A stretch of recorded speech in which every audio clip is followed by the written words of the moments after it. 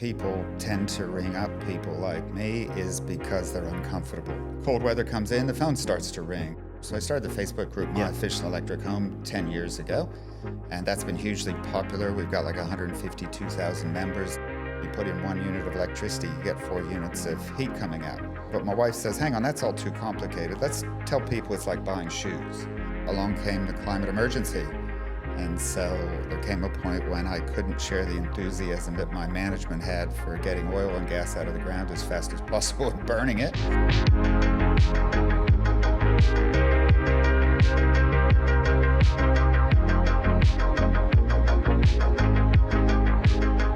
Okay, Tim Forcey, thanks for coming in.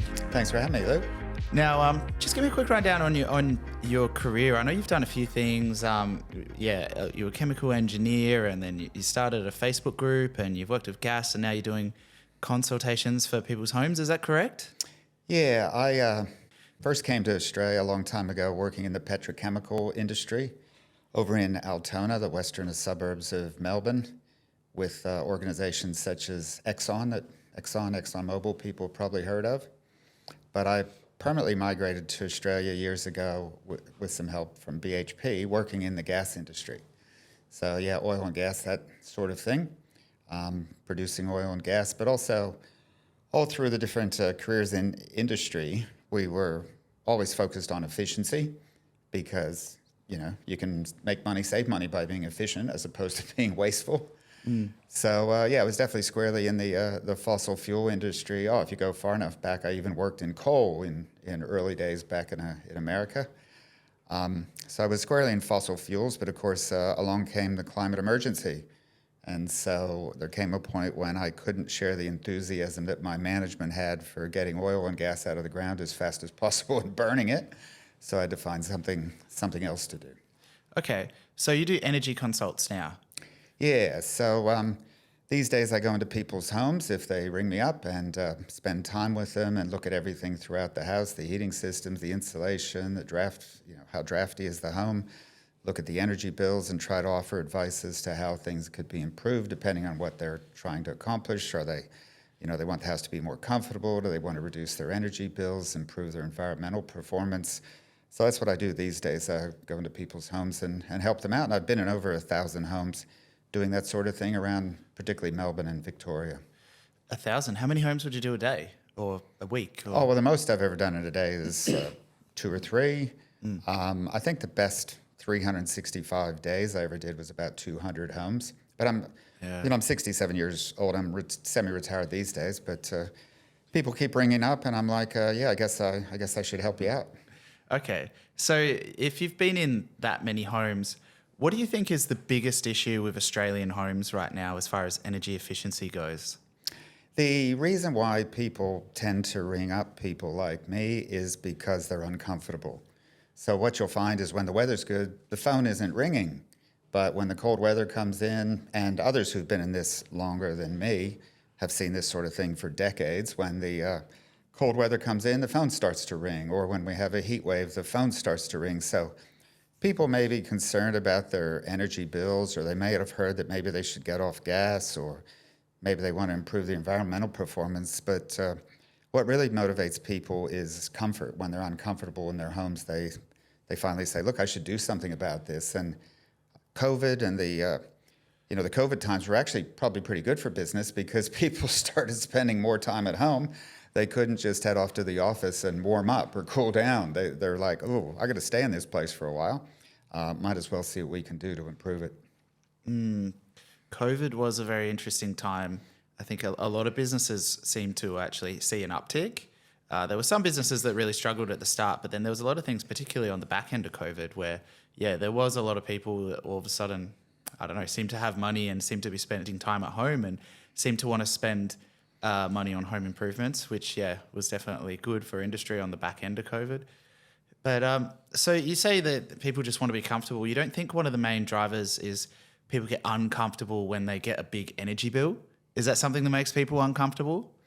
Like I say, the thing that finally drives them to ring up someone like me is the comfort. But you mentioned that I started a Facebook group. So I started the Facebook group, My Efficient Electric Home, 10 years ago. And that's been hugely popular. We've got like 152,000 members and like 1,000 members coming in just in the last week. And we get 50 posts a day. And it's people talking about everything to do with the efficient electric home. So they could be talking about draft proofing or solar panels or heat pumps, whatever. And yeah, we've definitely saw a big uptick recently, as I'm sure you have in your business as well. This federal government battery rebate has been enormous and has really got a lot more people thinking about, again, what they should be doing to invest in their home and improve their home. So a battery is not terribly comfort related. So I guess a couple things might drive people. It's comfort, and then it's hearing about free government money that they don't want to miss out on. Oh, sorry, I just had to laugh then. Free government money. We have a lot of people call up that want to buy a battery, say, and they don't ask, how much is the battery? Their first question is, how much is the rebate? Yeah, like, how much rebate do I get? I want the government money. That's what people seem to want. As well as, obviously, there's the movement that's really kicked off in the last 12 to 2 years of get off the gas. I know get off the gas was a movement for quite some time, but I think it really gained momentum 1 or 2 years ago. Do you find that a lot of people are kind of following that movement of get off the gas as well? Yeah, certainly. And look, it was 10 years ago. I'd left the fossil fuel industry even 15 years ago, but 10 years ago I had the opportunity at the University of Melbourne. We were doing research into various different things, but at one point we said, let's look at the home economics of heating a home. And so 10 years ago we worked out that even then you could heat a home with a reverse cycle air conditioner at a third the cost of using gas, and a lot cheaper, of course, than using a standard electric heater. So that was 10 years ago. That was right when the price of gas started to shoot up, because for the first time they started exporting gas from Eastern Australia. We'd never been able to do that before 2015. But once that started to happen, they developed the coal seam gas in Queensland. There was so much of it, it would have flooded the domestic market. So they started exporting it, and they export 3 or 4 times as much out of Queensland now as what we actually use in Eastern Australia. And so that allowed the gas companies to say, whoa, you've no longer got a buyer's market, we've got a seller's market here, and so you can pay international prices, just like, in Australia we paid international prices for oil and petrol for a long time. So suddenly that became the case with gas 10 years ago. And so right there, you had the economics, you had a very good cost of living story that people could heat for a third the cost, even before we had this cost of living crisis. And so ever since then, there's been I've certainly been encouraging people to get off the gas. As you know, you can also heat your water with a hot water heat pump for a third the cost of gas or thereabouts, or even less if you've got solar panels to help out. And get off the gas cooking, ring up the gas company, disconnect, boom, you're done. No more gas bill. I do a lot of public presentations, and before an audience, I'll ask people to put up their hand if they'd like to get a gas bill for the rest of their life. And funny, I haven't had anybody put up their hand. Yeah. It's interesting. So what do you think about if someone's got gas heating in their house, so maybe they've got underfloor gas heating or in the roof gas heating, and they were looking at getting off the gas and they wanted to replace it with maybe they wanted something equivalent or they want something efficient. You think that if they went to, say, split system air conditioning, they could save a third of the money? Oh yeah, and even a ducted system, it would have cost a third of the amount. Sorry, to run it. Yeah. That's right. Because these reverse cycle air conditioners, whether it comes in a ducted or a not ducted package, they're heat pumps. They get free heat from outside. So you put a bit of electricity in to run the fans and compressors in those systems, but they're able to extract free heat from the environment outside. That's how heat pumps work.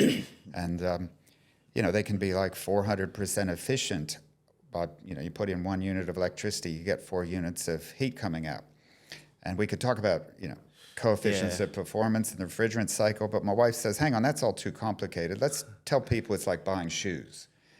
And so she says, look, if you're, say you go to the shoe store and you want to buy shoes, well, you give them the money, but in the case of the reverse cycle air conditioner, you get 4 pairs of shoes. So that's the 400% efficiency with an But the interesting thing about that is, I don't know, with the shoe analogy, we'll continue with the shoe analogy because it's funny, but if you were running an air conditioner and that air conditioner requires electricity to run and it gets heat from outside in the air and then it pumps it inside, that electricity you could also generate from your roof. So it's like instead of going to a shoe store, it's like making your own shoes at home for free and making 4 of them. Yeah, I like that. That extends that it analogy out. a bit. And certainly a lot of people do that with the hot water heat pumps, that they can set them up on a timer to come on. Like mine will be coming on at 11 o'clock this morning. Only needs like 800 watts, less than a hair dryer. That'll easily be coming off the solar panels, and so we basically have free hot water. But with heating, often you're turning the heater on at 6 o'clock in the morning or 6 o'clock at night when the sun's not really doing too much for you unless you've got the batteries. So now with the federal government rebate on batteries, we'll be seeing more people charging up their batteries in the daytime, and then they can run their air conditioners at 6 a.m. or 6 p.m. and basically get free heat or free cooling. And that is the problem in Melbourne in particular, because it is freezing overnight. Even in summer, it's still not uncommon to get a very cold night in summer. So that is a problem that people have, because previously everyone just had solar panels and they had free power during the day, but they had to pull power from the grid at night. Now there's this federal battery rebate, which has just come into play. It's in full force now. I think it was 20,000 batteries installed last month. And I always thought that was low, actually. I was expecting a higher number, but it's definitely ramping up. I think there were stock issues that held us back last month for our company anyway. I know a lot of other companies had stock issues.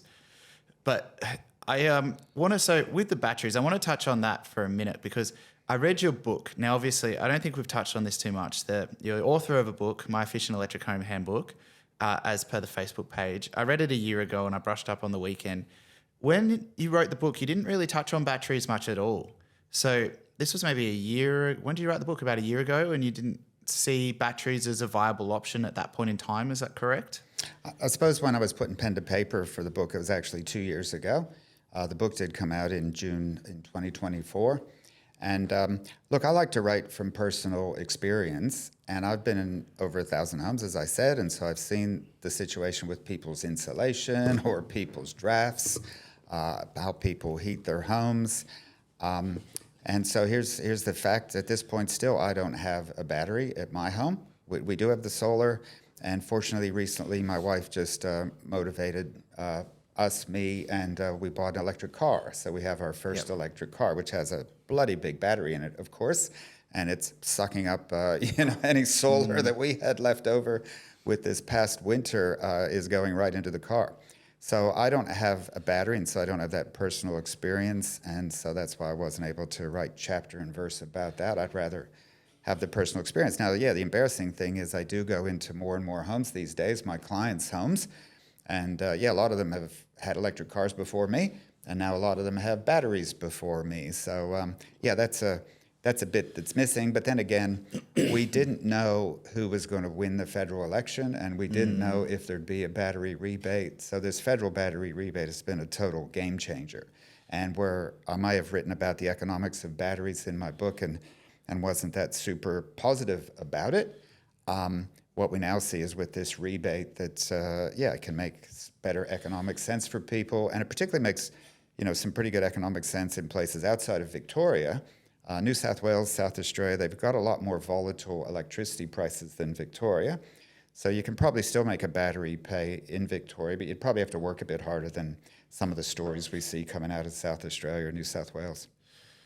So what do you think then if, let's say, a good quality premium battery, I don't want to say names because I don't want anyone to hold me to this, but let's say like it's nearly a $4,700 rebate on a 13.5 kilowatt hour battery, and a homeowner might pay around $11,000 for that battery. Obviously, there's benefits beyond the return on investment, like blackout protection, environmental, and stuff like that. Like, where do you think the ROI is sitting, or do you think that there's more to it than just a financial ROI? Like, what are the drivers or the reasons you think someone should get a battery at the moment, if you do recommend it at all? Because only reason I ask is because you didn't really 12 months ago. Have you come around? Oh, well, like I say, the economics of it are much better now that the federal government's willing to chip in. And there's no doubt we need more batteries. We need more solar. We need more batteries. We still have a long way to go to shut down all the coal plants, and this is something we desperately need to do. We've got a climate emergency. Every bit of greenhouse gas we put into the atmosphere is going to do us harm. So we need a lot of solar. We need a lot of batteries. So I say to folks, if you want to get a battery, get a battery. But speaking for my clients, again, it comes back to people are ringing me up because they're uncomfortable. The battery's not going to help a hell of a lot with comfort. You may be able to get some cheaper heating, and so you can run the heater or the cooler a bit more. I guess that helps with the comfort. But I do go in a lot of homes where A, they're still on gas, or B, they're poorly insulated, or they're very drafty. So there can be a lot of things in the queue, priority-wise, for a lot of homes ahead of the battery. That said, I was in a probably 1880s place the other day in Fitzroy, brick, and I went inside, and the woman living there, I guess you could say she's elderly, which means she's older than me. And the place was cold. It was warmer outside than in. And so she was wondering about, should she try to further insulate her roof, et cetera. And I said, you got an air conditioner here, run it. Don't be afraid to run it. It's not going to be that expensive to run. Be comfortable, be healthy. She already had solar, and the home was totally off gas. So for her, I ended up concluding, look, if you want to spend money on something, why don't you get a battery? So for her, she already had the solar. She could get a battery, and then maybe she'd feel more comfortable running the air conditioner more often so that she'd be a bit healthier in the place. So if one of your number one priorities then is comfort in the house, or that's what you think people value, and I agree with you there. We definitely find that. So you would go into a house and you would start looking at things like, is there insulation in the roof? Is it draft proofed properly around the windows? Because essentially you could run an air conditioner flat out in the living room, but if the house is a leaky bucket, which I've heard you use that phrase before in the book, then all of that heat energy is just going outside of the house, and then you just got to keep running your air conditioner even harder, and your power bill goes up, and then your power bill's so high you're thinking, oh man, I need to get solar to bring my power bill down, and you need a big solar system to power all of these air conditioners, but all the air is just blowing straight outside the house. Is that what you're finding in a lot of these older houses? Yeah, absolutely. Our homes are fairly leaky, whether they're leaking air or they're leaking heat, and so that needs to be fixed. So number one issue is if you look up in the roof spaces of most homes, they may have insulation, but it's all been disrupted. You'll find that the insulation isn't where it's meant to be, that someone went up there and moved it around for some reason. So that all needs to be put back. And then, as I said, the homes can be quite drafty. So certainly sealing up all those things can have a big benefit, not only in reducing your bills, but it will improve your comfort, and it also will make the chances of people being satisfied with reverse cycle heating and cooling, it'll improve the chances they'll be satisfied. And RMIT did some computer modeling on this, and you can find the article on The Conversation. It was something like, I put in an air conditioner, but I was still uncomfortable. And so what they showed was, if you're in a place where you've got, a lot of single glazed glass and the home's uninsulated and drafty, you can sit right near the air conditioner and you might be a bit warm, but the heat will quickly be lost. Whereas in the old days with gas, one thing about gas, it was very powerful. And these days, of course, you pay a lot for it. But in the good old days, it was powerful and you didn't pay so much for it. So you were just happy to run that gas heater, whether it was a ducted system or a wall unit, and it would just be blasting out the heat. And most of the heat would have been going out the window, but you didn't care because it was powerful and you were comfortable. So you can say to folks, look, get the air conditioning, you'll save money. But unless you make sure the thermal envelope is at least up to a certain standard, you might get some complaints later on saying, oh, I wish I had the gas because this air conditioner doesn't seem to be strong enough. So you would recommend basically strengthen up the thermal envelope of the house to keep the temperature in the house consistent, and then the first thing would be strengthen the thermal envelope of the house, whether it be through insulation or draft proofing. And then maybe the second thing is to look at the efficiency of the appliances in the house to reduce the loads. And then maybe the third thing is to put solar panels on the roof to generate electricity to power those efficient appliances. And then maybe the fourth step would be to get a battery. Is that kind of your process that you recommend?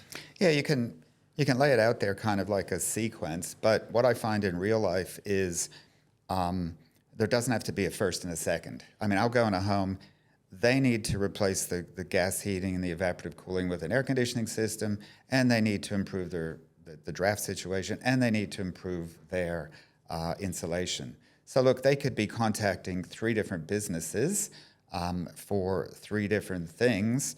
And so that's step one. So step one is go out there and, even after I've left the building, is go out there and get quotes coming in, get more information coming in, and eventually you're going to end up doing something before the other.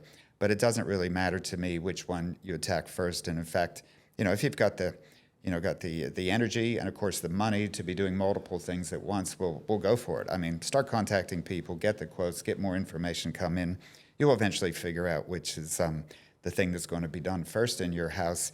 But I don't really, worry too much about whether they did the insulation first or whether they installed the air conditioning. I guess with roof space insulation, sometimes that can actually be useful to do that sort of last. If you know that you're going to have a lot of people crawling around in your roof space, you might as well hold off on the roof space insulation a bit until all the people are done crawling in your roof space to install the wiring for your induction cooktop or the refrigerant lines for the air conditioners or even all the wires for the solar panels, and then do the roof space insulation when you think no one's going to go up there again. Yeah, it's interesting. We actually recommend to do the roof space, the insulation in the roof first, because it clears the roof out, particularly if a lot of houses have gas ducted heating in the roof. We remove the gas ducted heating, all of the ducts, we pull that out, and then we clean the whole roof, we vac the roof out, and then put the insulation in. And then if we're doing a reverse cycle ducted air conditioner, then we put that in over a new set of insulation. Because once we put the reverse cycle ducted air conditioner in, we actually don't want anyone in the roof moving insulation around, knocking ducts off and knocking vents off and all these types of things. So we find it easier to clean the roof first and then do a ducted air conditioner second. But I mean, there's many different ways you can do it. But I think the 2 things is the insulation and the air conditioning are 2 things I think should be done together. And probably at the start, but then, you get your flow-on effect of then you install a reverse cycle air conditioner going from gas. The first thing they notice within the first 3 months is their power bill goes through the roof. And then they start thinking, okay, so what's the next thing? Okay, we need to reduce this. We might need solar or battery. So there's definitely different ways you can do it. And it depends. You could do it all in once or you could do it in stages. I'm just trying to get a bit of a step-by-step process that people might want to do because a lot of people have a lot of projects to do. And they need to prioritize things around their budget and their timeline. So step one is to get the information. And whether it's from one visit by a home comfort and energy advisor like myself, but probably more importantly then, it's making contact with businesses such as yours to get the quotes and to get more information coming in. And then you'll be able to make some decisions about what you're actually going to be spending on. Well, hopefully they can get the information from this podcast. Because there's only one Tim and you haven't managed to clone yourself yet to go around and do all these things. And it's funny, there's actually not a lot of people in the industry that have their finger on the pulse for everything. So that can go around someone's house and talk about, insulation, air conditioning, hot water, batteries, that really knows what's going on with everything. So yeah, it's very rare. So it's a good skill set that you have. So it's good if you can go around to people's houses and advise them on these things, and then they can go reach out to different companies that specialize in different areas. Yeah, I guess, there's me, and there are some others, that do what I do across the country, but it can be hard to make a living. I mean, I've been semi-retired for a long time, and so it's extra money coming in, which is nice. But for it to be a full-time job, that's pretty challenging because I don't sell anything else. And so, yeah, I do get a lot of phone calls from people saying, hey, I see what you do, and it seems like it'd be a worthwhile career. Should I get into it? And I'm like, yeah, you could try, but I'm not sure you're going to be able to support a family or something. So that's probably why you see a limited amount of people with this particular skill set. Yeah. So what do you think about heat pumps? When you go to people's houses, obviously you recommend to replace their gas hot water with an electric heat pump. Do you lean towards a all-in-one unit like an iStore, or do you prefer something like a split unit like Reclaim? Do you have any preference there, or do you just advise them to see what they can get with their budget? Yeah, what I like is when you have a business that offers a range of the different hot water heat pumps. And so I'll point people to different websites and I'll say, look at this website here. There's 4 different heat pumps they offer. The more expensive ones are the Sandon or the Reclaim, which is a split unit that uses the carbon dioxide refrigerant. I've got a Sandon, had one for years. Very efficient, very quiet, but it is the Rolls Royce. And I think the price of these things has just, kept skyrocketing ever since I bought one a few years ago. But fortunately, there are other hot water heat pumps that will be fine for your home, and they can be available at a lower cost. They'll be a little less efficient, they'll make a little bit more noise, but they'll still do the job. So I'm pretty happy to direct people to companies that sell a range of heat pumps. I use the analogy, it's a little bit like buying a car. So do you want the Lexus, or do you want the Toyota, or do you want the the Chinese import or whatever? And go to the shop that sells a range, and you can talk about the different aspects of the machine and try to decide what's going to fit within your budget. Yeah, it's becoming a bit of a minefield. There's a lot of people that have entered the market in the heat pump industry, so there's a lot to choose from. So it's very confusing. There's a lot to learn about, but I mean, a lot of them are pretty similar, to be honest. Whereas if you're talking about air conditioning, heating, and cooling, there I would advise people to go more with a top of the range item. I guess I could say something like hot water is just hot water, but air conditioning, that's heating and cooling, that's your comfort, that's air filtering, and it will make some noise both inside and outside of the house. And so it's good for you to be aware of all those things. And I'd probably drive people to spending a bit extra on the better brands for the heating and cooling. Whereas, like I say, hot water, there's a number of different units that'll be fine across a range of prices. Yeah, definitely find that with hot water. There's, there's obviously cheap units on the market that I would recommend people to steer clear from. But there's around the mid-range, everything seems to be pretty good. So it's not too much of an issue.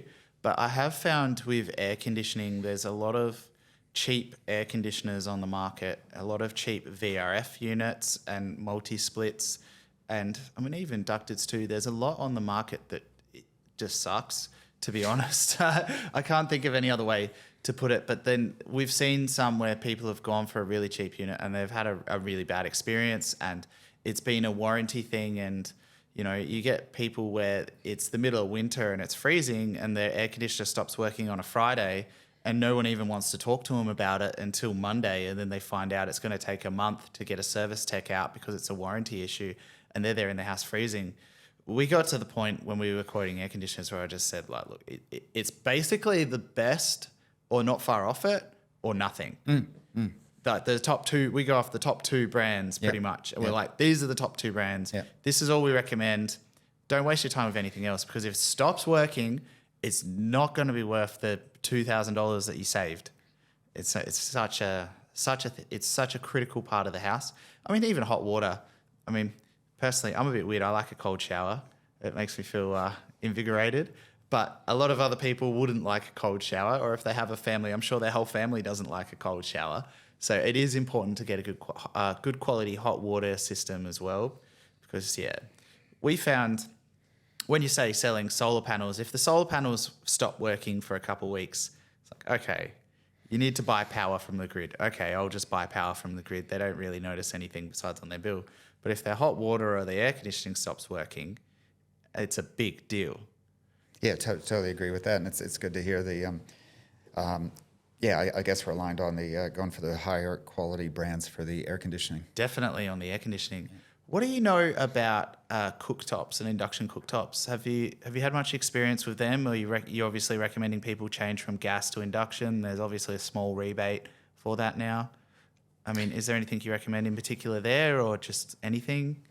Yeah, so it's get off the gas cooking and check out the pleasures of the induction cooktop. So, people can save a lot of money by moving to reverse cycle heating and cooling versus gas, and the same in the hot water. We've talked about that.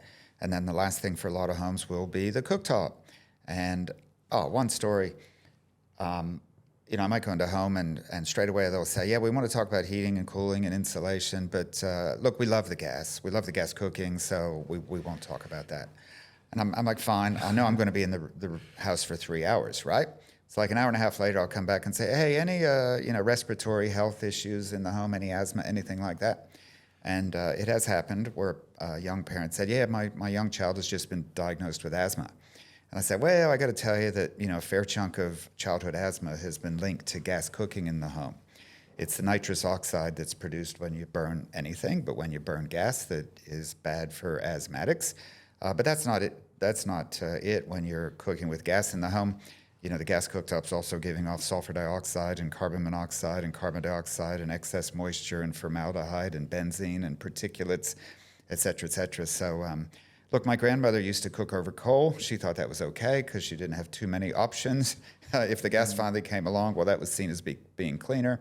And so now it's time to, do the next modernization, which is to stop burning anything in the home. Don't burn gas, don't burn wood. Get the induction happening. It's definitely it's the hardest one sometimes for people, particularly maybe not to stereotype here, but often I'll do a thing, we go around the house and you talk to the husband, blah blah blah, and then you talk to the wife. Oh, we're going to replace this with induction. You go, no. The wife says, no, we want to keep the cooktop gas. Okay. I even had one Chinese family I went to recently, and they just insisted that for cooking Chinese food you need a big flame.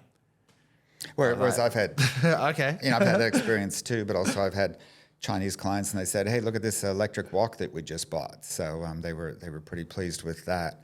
I had another client where he was a chef, and again, his wife said, "Look, we want to talk about everything else, but we won't talk about the cooking." Yeah.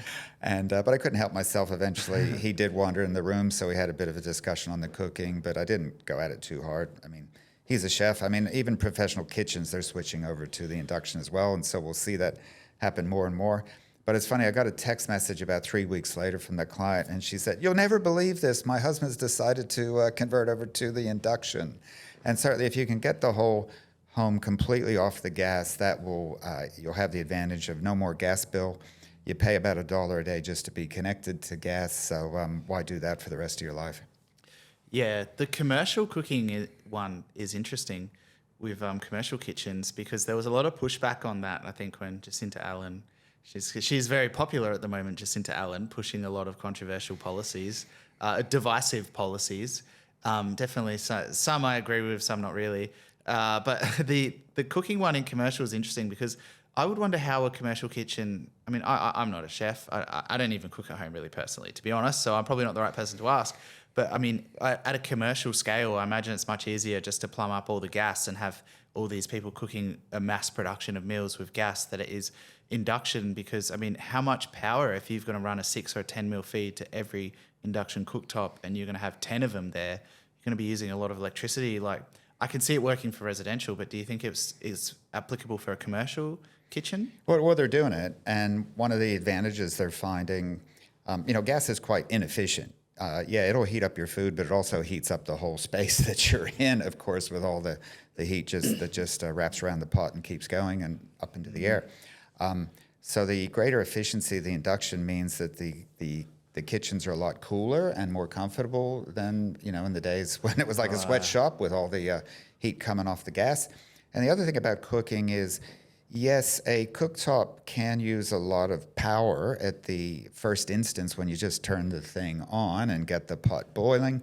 But once it starts to boil, then you can turn it down and you're not using that much power, that much energy at that point. So yeah, you do need to wire these things up so you can hit them pretty hard at the beginning if someone wants to turn on all the burners all at once. But once you get things cooking, then of course you turn it down. In that case, it's not using so much energy. It's interesting. I might have to do some load calculations on that for some commercial kitchens to find out what it's going to take to have that many induction cooktops. But yeah, there's a few barriers that I think we have to look at. I mean, it's going to be a challenge. Like the other one I seen a post recently was about mains upgrades to houses. I think it was a Solar Quotes post, where a lot of people, they have 6 mil mains, or even they have 16 mil mains on a 63 amps breaker, single phase. And even they are struggling to keep up with the electrification of the home if they have one, sometimes 2 electric cars, electric induction cooktop, reverse cycle heating and cooling. I know actually in the middle of winter when we charge our car and we're trying to run heating on, cooling on both levels of my house, we trip the main switch, which our house, I think it's on a 50 amp, which is not ideal. So we were looking at options, but the way our house was run was, I think, a 10 mil cable underground. So it's very tricky. But do you find many people, they have limitations by the switchboard or the main switch, the main cable, the main consumer mains? Not that many. I mean, there are homes out there with 32 amps, which is a small number.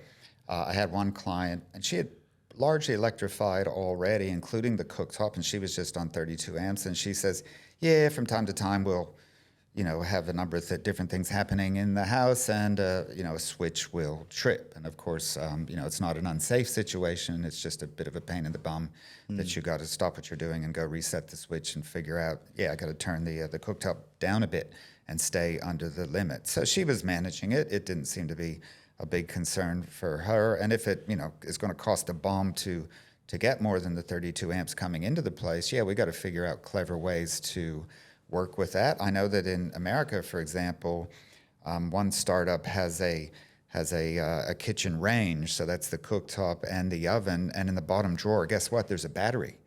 Because that's a way to make sure the power, you don't need a lot of energy, like I said, but you may need a fair bit of power to get started with the cooktop.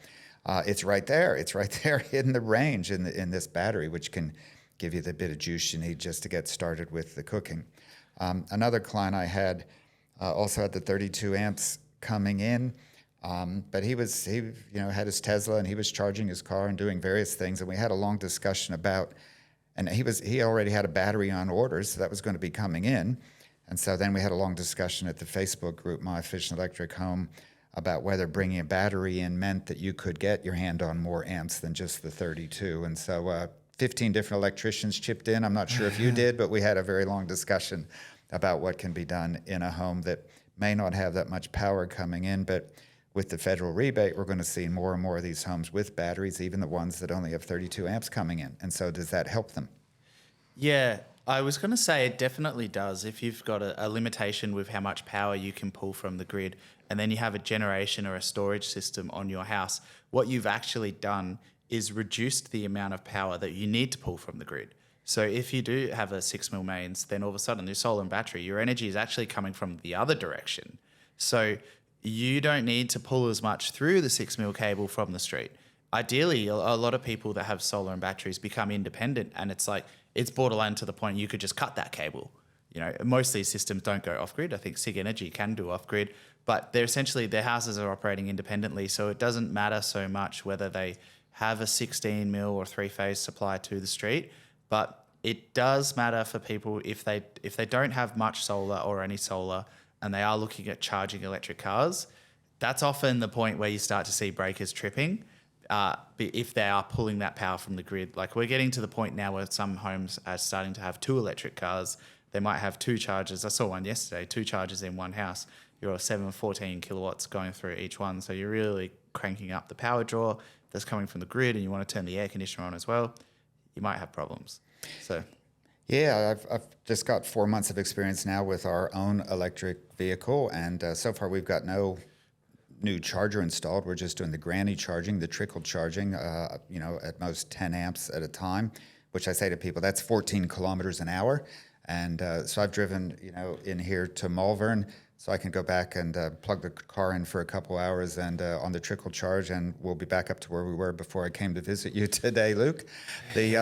But one interesting thing is, we can sweat a lot about how much electricity our homes use. Well, one thing that I knew already, theoretically, but now I see it, for real in my own home, is how much electricity electric cars use as you drive them around. They can easily use just as much electricity as what the house had been using before.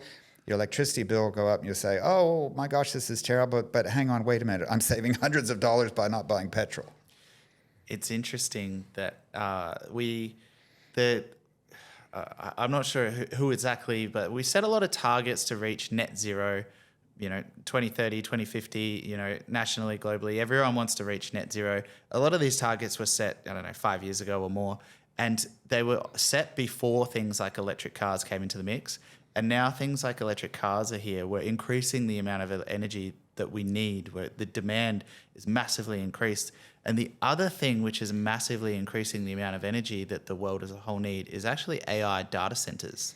I don't know if you've looked into that, but they're building a lot of AI data centers for Meta and XAI and ChatGPT, OpenAI in America. And these data centers use a huge amount of electricity and a lot of water as well. I think some have closed loop water cooling systems to keep the racks cool. But that's going to be a big problem with reaching net zero is that AI data centers and electric cars, we're kind of starting to fall behind the targets a little bit, I think, because of these things. We haven't really seen electricity demand off the grid in Australia tick up yet. This is something that you can watch every day at the website Open Electricity, put together by University of Melbourne. So we haven't really seen it take off yet in Australia. We have seen, recently I published something on LinkedIn, and we've definitely seen a big reduction in the gas use. Gas use is down about 15% for homes and small businesses, so that's great, just over the last couple of years. So things are definitely happening on the get off gas situation. And so then you turn around and say, well, we should be seeing an increase in the need for grid supplied electricity, but we haven't seen that yet. One of the reasons is, we're just continually rolling out more solar panels behind the meter. So a lot of the behind the meter generation capacity is meeting that extra need for people for their Tesla cars, etc.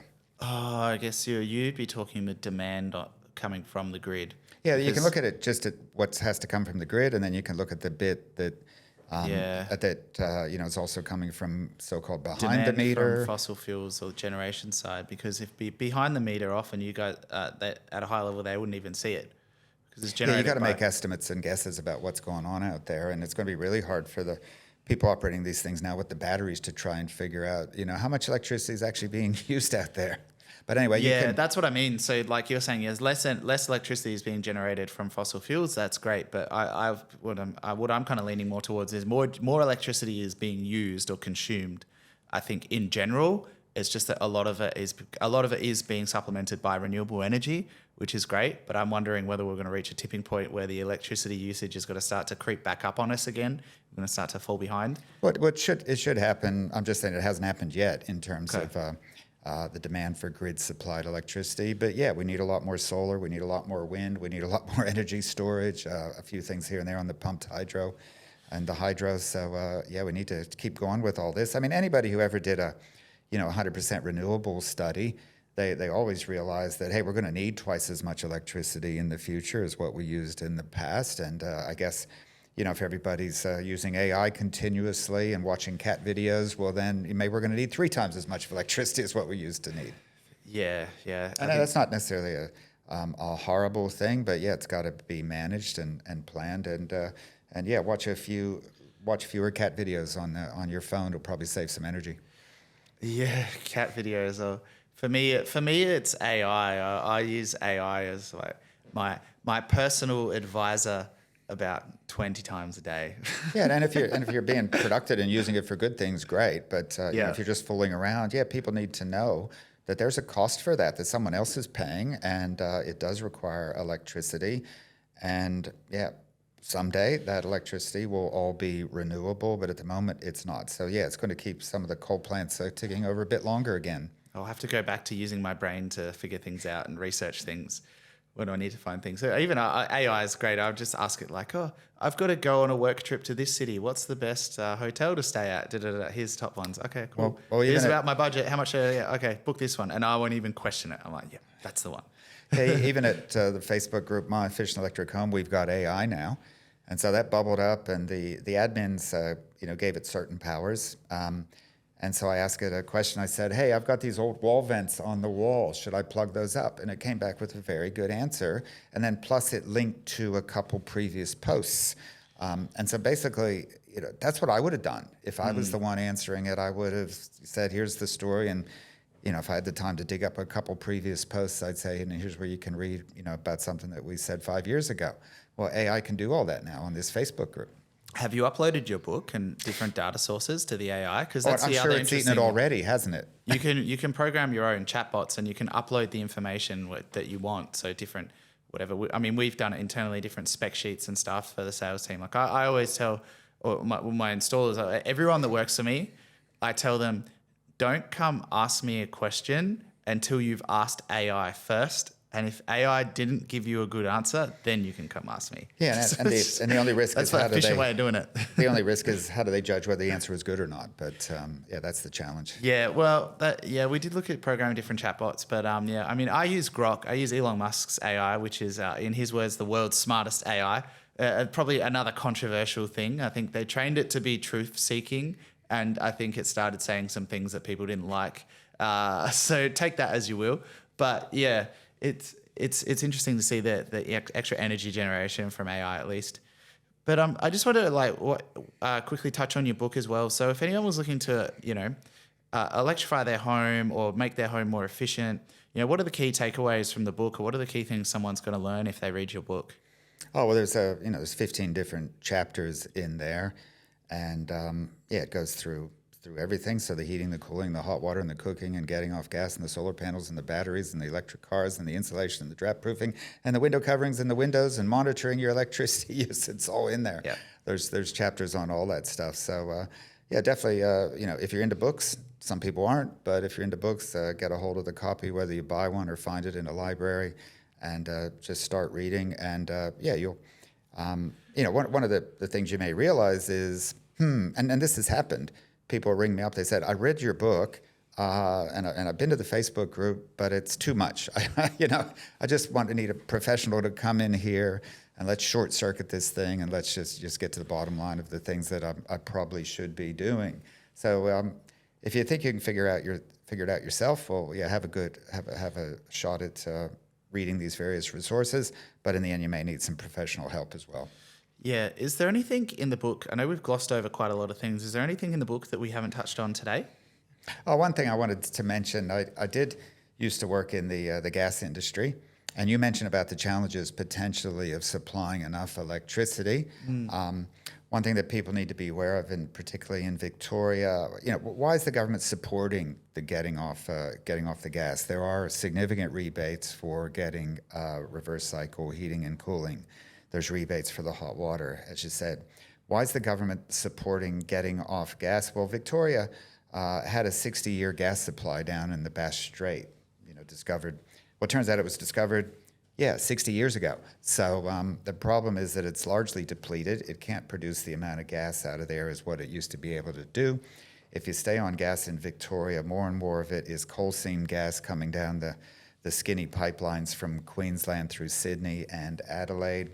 It's coming from further and further away. They're even thinking about bringing liquefied gas in by ship into Geelong. So this would be easily the most expensive gas in the world if it isn't already.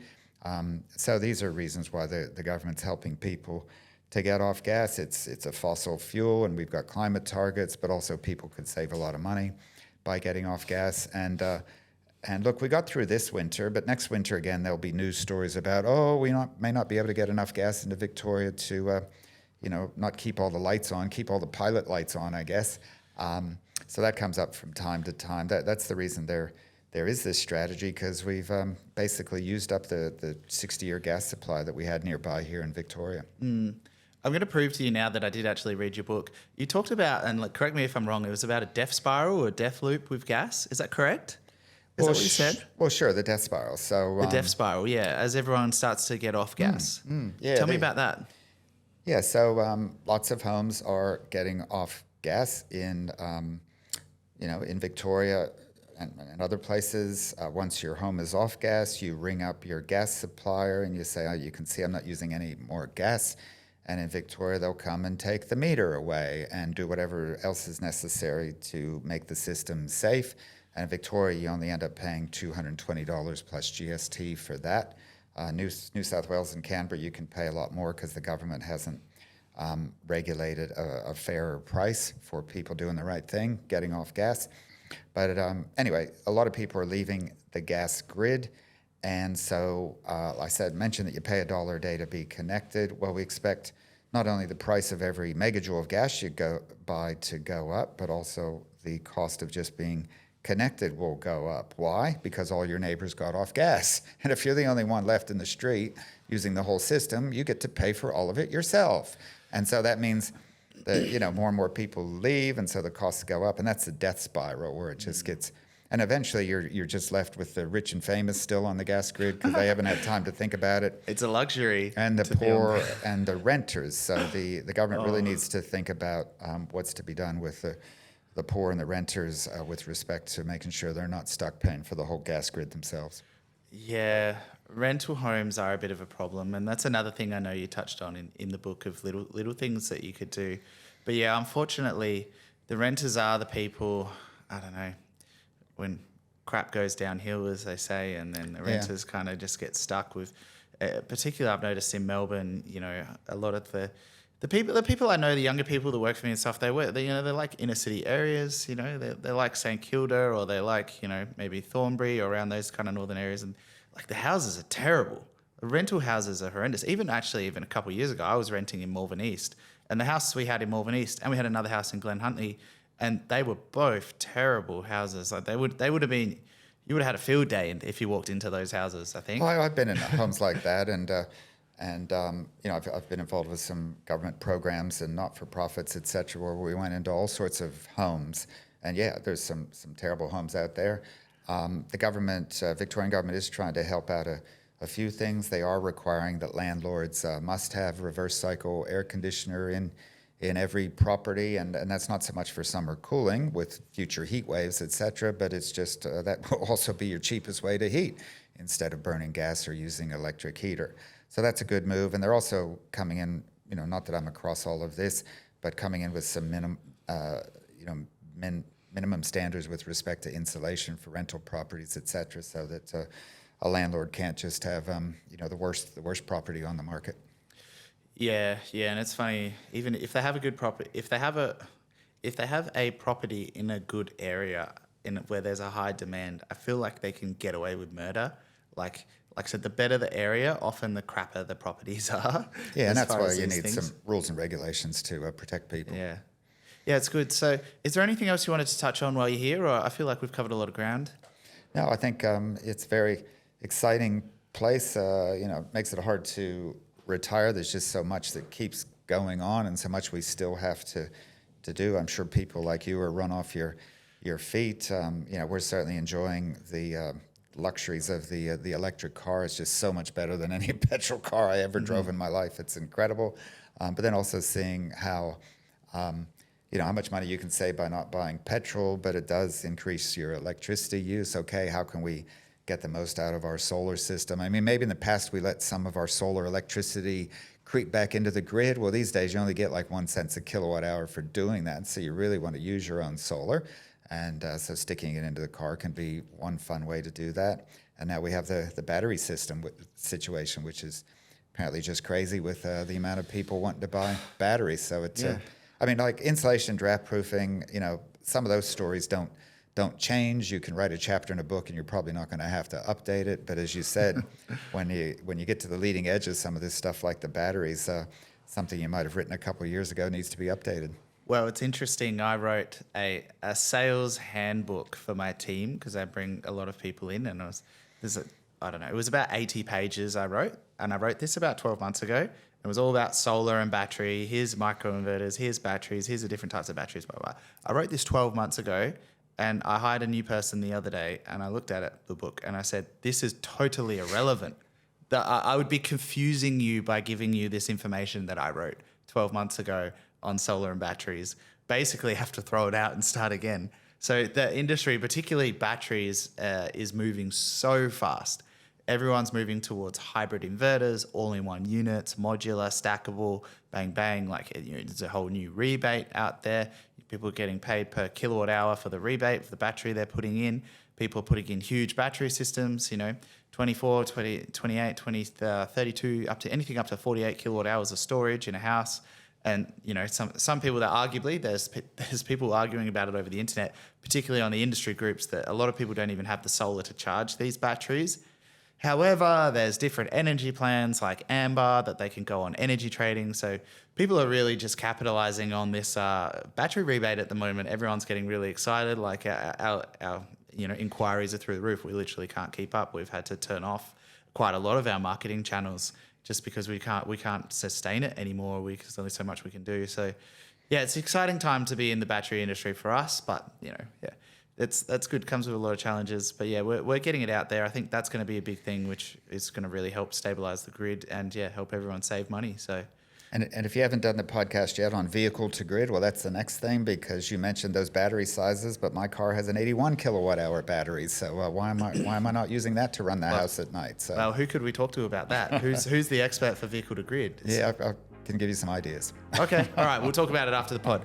All right. Well, look, we'll leave it at that. Well, thanks for coming in, Tim. That was good. Yeah. If anyone needs to get in contact with Tim, how can they get in contact with you? Tim Forcey, Forcey. Just Google it. It's a pretty unique name, fortunately. Oh, that's good. All right. Okay. Google Tim Forcey. If you need to get in touch, you can ask him more questions directly. All right. Well, thanks for coming in. Okay. Thank you. All right. No worries. Cool.